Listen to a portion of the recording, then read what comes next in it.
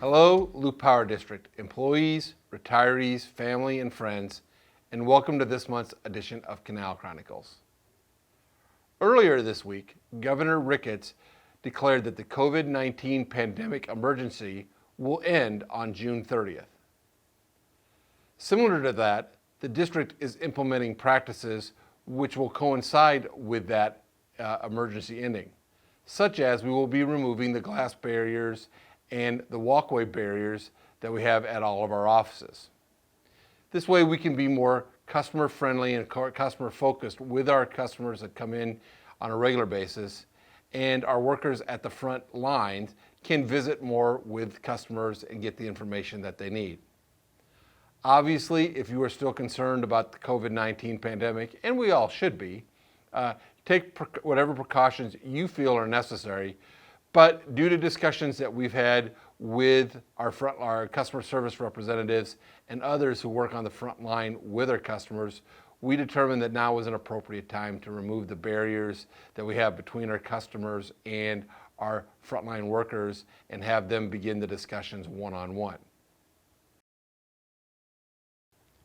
At the district board meeting today, district management and the board had a long discussion regarding district water issues. There hasn't been a lot of activity in the past month. However, the district is working with the folks at the Federal Energy Regulatory Commission regarding remediation measures to help alleviate actions that happened from the 2019 mid-March storm event. One of the things that the district is looking at is an overflow spillway that might help keep flows in the canal to a lower level and dispatch the water back to the Loup River. However, one of the concerns associated with that, in talking with the people at FERC, is that this might cause a license amendment to the Loup's current license on the project. This is something that the district would like to avoid at all costs, and we're looking at various ways that we might be able to do that.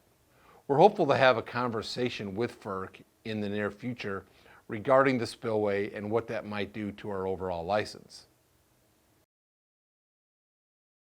On a similar front regarding the Loup's hydroelectric project, the district board passed a resolution authorizing district management and board officers to enter into contracts regarding grants associated with the construction of fishing piers at Lake North.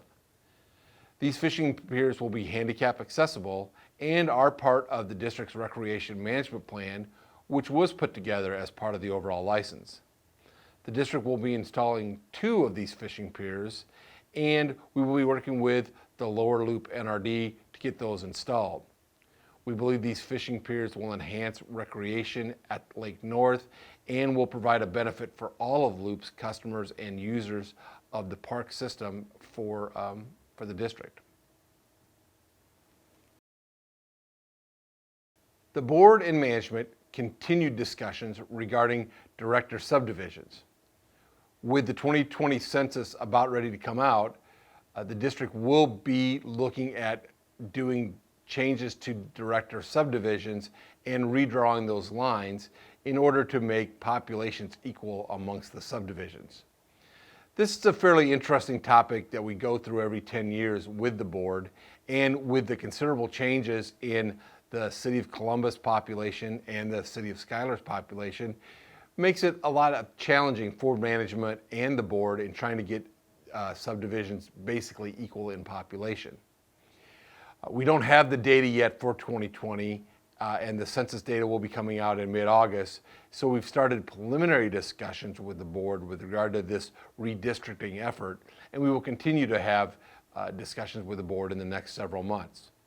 More data will become available later on this year, and we hope by the end of this year to have the district subdivisions redrawn and then presented to the Power Review Board for their approval. Management and the board discussed the ongoing broadband study that Loup and Cornhusker are involved in the Loup and Cornhusker service territory.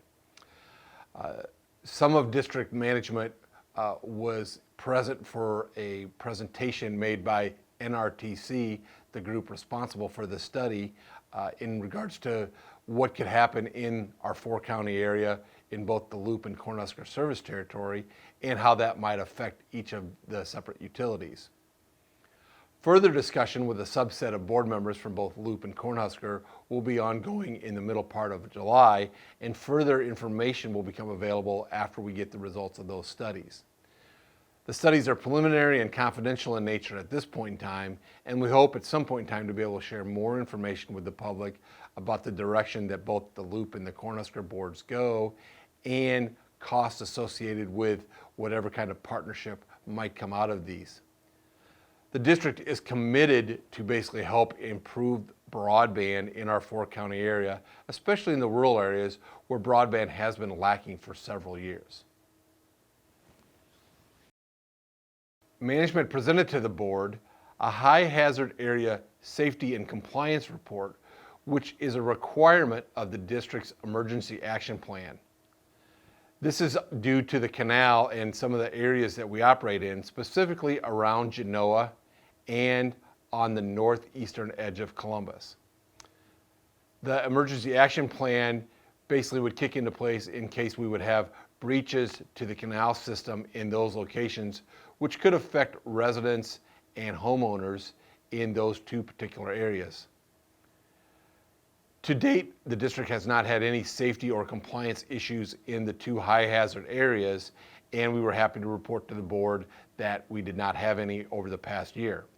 This is an annual report that management presents to the board as a requirement of our emergency action plan and our license.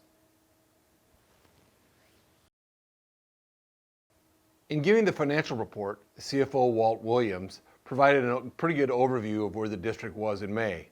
Overall, May was a fine month for the district, and revenue and expenses pretty much equaled each other out, and we had a pretty decent month for May. Overall for the year, we're doing fairly well, and it looks like this year will be another decent year for the district. Nothing great, but at least we will continue to kind of meet our budget and come close to where we expected to be at the end of the year. In his report, Vice President of Corporate Services, Todd Duran, presented the board with an update of the EV charging station that was located on the west side of the Loup Power District General Office. This charging station has 2 ports, one on each side of the charging station, and can be used by customers. There will be a $2 charge for the first 4 hours of use and a $1 charge per hour after that. We've been working with ChargePoint to get this station installed, and we're going to be happy to have people utilize that as it should be energized later on this week. It will provide messages, and you can use a credit card or the ChargePoint app on your phone to utilize the charging at this location and to charge your electric vehicles. We've been working very hard with NPPD and others throughout the state to improve the electric vehicle charging stations that we have, and there will be a number of locations throughout Columbus in the upcoming months that will have electric vehicle charging stations. We're happy to have this one installed and hope you use it if you have an electric vehicle. There's currently one at the Nebraska Public Power District's general office, and then the one here, and there will be others, including I know one at Super Saver, and we will have an additional one out at our new service center along Lost Creek Parkway. We really want to encourage people to look at electric vehicles as they move forward, as it is one way that we can help the environment in using less carbon emitting resources as we go forward and try to meet some of the demands that our federal government would like us to meet as far as emissions controls go. Finally, I wanted to wrap up today's presentation with a little discussion on solar and solar panels and a lot of questions that we're getting from our customers.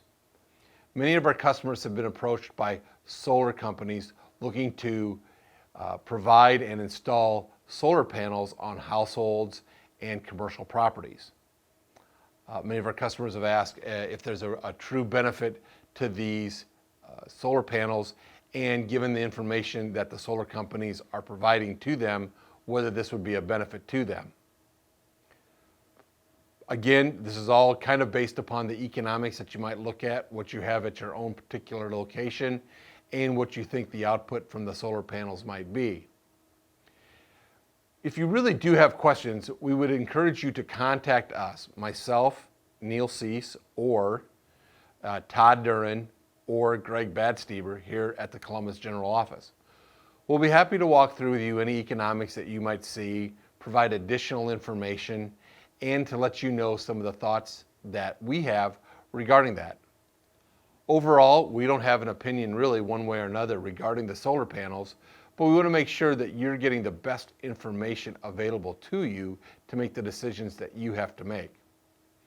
It's not an easy decision to make regarding installing a solar panel on your house or on your commercial property. And again, we want to make sure that you have the information that you need. We've been in the business a very long time and can provide you the very best information possible to help you out as you move forward. So with that, we'll end this edition of Canal Chronicles, and as always, stay happy and be safe.